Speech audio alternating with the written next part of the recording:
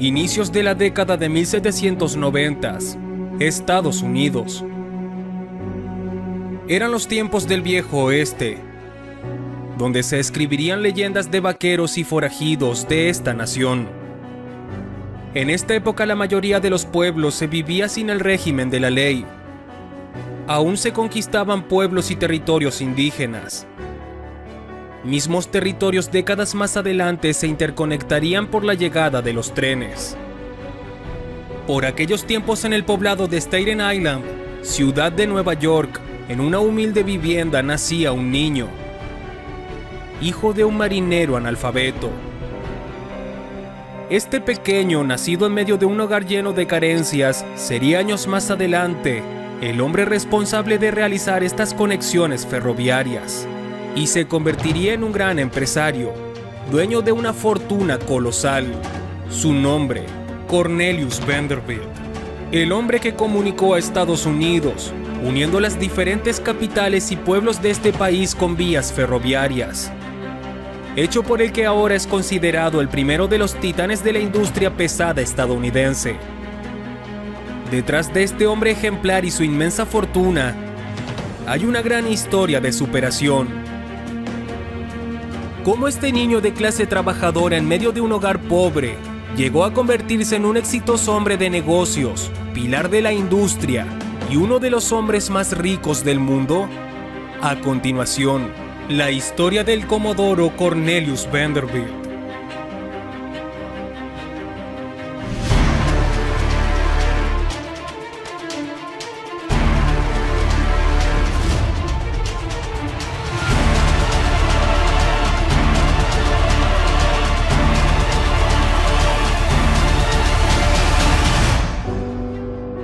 Cornelius Vanderbilt nació en el año de 1794 en el poblado de Staten Island, Nueva York. Tuvo una niñez llena de pobreza. Hijo de un padre analfabeto, quien trabajaba duro como marinero, en una familia de 8 hermanos. Ya que este chico nació en un hogar desfavorable, tuvo que trabajar desde pequeño en tiendas conocidas como misceláneas, además de lustrar zapatos los fines de semana. Tras la muerte de uno de sus hermanos, Cornelius dejó la escuela a los 11 años para trabajar junto con su padre, ahora de tiempo completo, como ayudante en los barcos pesqueros y un ferry en el puerto de Nueva York. Sus primeros días en un barco crearon su interés en el mar. Llegaría a liderar el comercio de transporte con una flota gigantesca de barcos en aguas continentales. Además, invertiría en la creciente industria del ferrocarril. Apodado el Comodoro, fue conocido por ser dueño de la mayor parte de red de ferrocarriles en todo Estados Unidos. Uno de los pilares de la economía estadounidense, llegando a ser el hombre más rico de esta nación.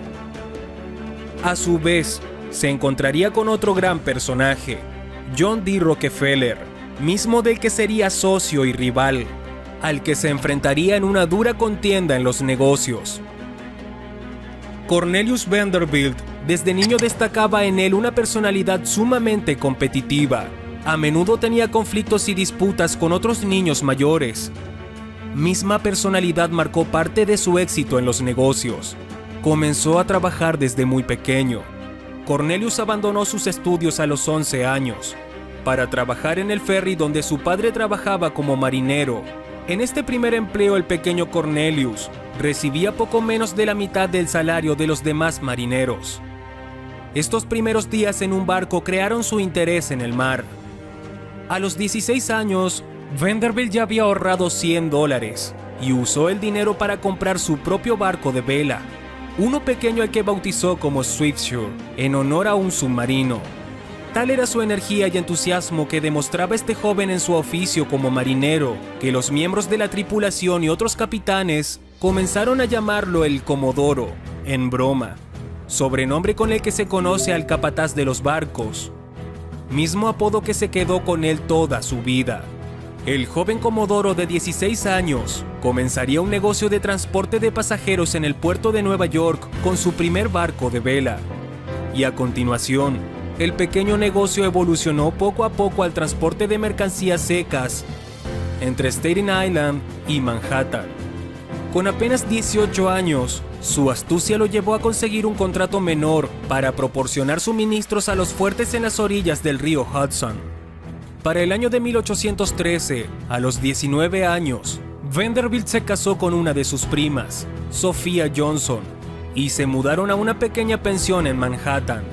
Vanderbilt siempre había vivido en la escasez, así que era un hombre de gustos simples, y a pesar de que ya generaba buen dinero, vivía en una humilde vivienda.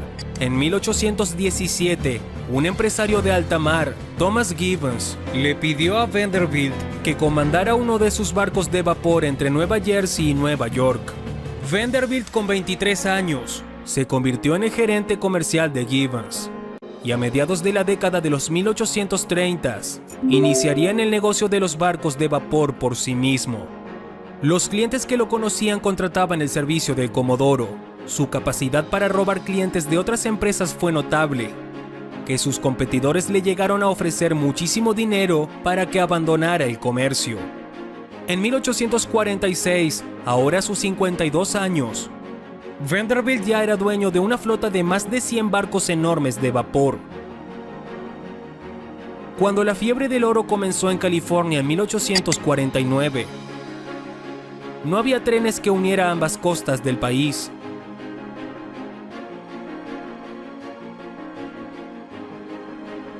Así que Vanderbilt cambió las líneas de alta mar hacia Panamá para que ambas costas pudieran comunicarse por mar. En esta época, un inmigrante alemán haría una fortuna elaborando pantalones para minero.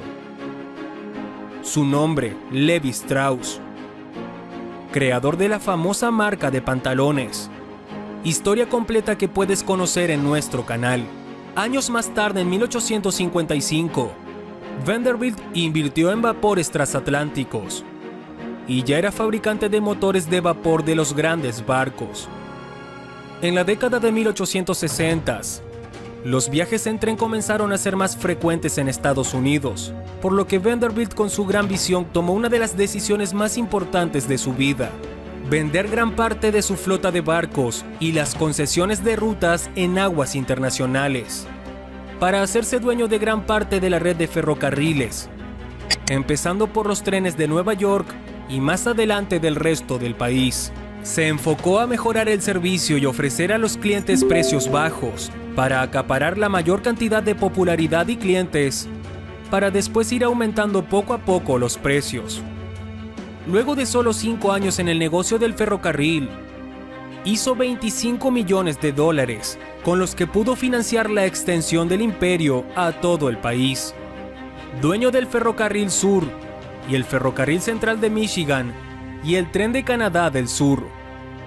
En 1864, Vanderbilt vendió sus últimos barcos para concentrarse al 100% en los ferrocarriles. Vanderbilt, que ya poseía la mayoría de las vías ferroviarias en todo Estados Unidos, expandió su imperio hacia el transporte de petróleo, que en ese entonces era un negocio en expansión. Fue cuando el Comodoro Vanderbilt, en 1867, invitó al joven empresario llamado John Davison Rockefeller a una junta en Nueva York. Misteriosamente, John Rockefeller, encontrándose en Cleveland, no pudo abordar el tren para su viaje a Nueva York. Llega pocos minutos tarde, cuando el tren había partido, sin imaginar kilómetros más adelante, este tren descarrilaría en un puente, suceso en el que no hubo sobrevivientes. Pero el destino haría que estos dos grandes hombres se reunieran pocos días después y se unieran en sociedad, donde Vanderbilt controlaría el transporte de petróleo hacia las refinerías de Rockefeller. Asimismo, Vanderbilt adquirió acciones de las refinerías. El negocio le sirvió mucho a Rockefeller, pero la sociedad se rompió por la ambición de este último de extenderse también al ámbito de la distribución. Rockefeller construyó oleoductos y dejó atrás los ferrocarriles. Esto no le gustó para nada a Vanderbilt, así que competirían por el negocio del transporte petrolero. Por lo que se sospechó que Vanderbilt, tiempo atrás, anticipándose en el futuro, quería echar de su camino al entonces joven John D. Rockefeller para controlar el negocio del petróleo, donde aquel ferrocarril se descarriló. Aunque esto se quedó solo en una leyenda. Para el año de 1869, Vanderbilt ordenó la construcción de la gran estación central en la calle 42 de Park Avenue, en Manhattan. Vanderbilt dejó a su hijo William a cargo de su negocio durante los últimos años de vida. Y finalmente en 1877, a los 83 años, el Comodoro muere, dejando la mayor parte de su patrimonio a su heredero William Vanderbilt, modestas sumas de dinero a cada uno de sus 9 hijos. Recordemos que el imperio de este gran personaje nació al trabajar de marinero a los 11 años. Quizás su gran ambición viene de haber experimentado una infancia de dura pobreza.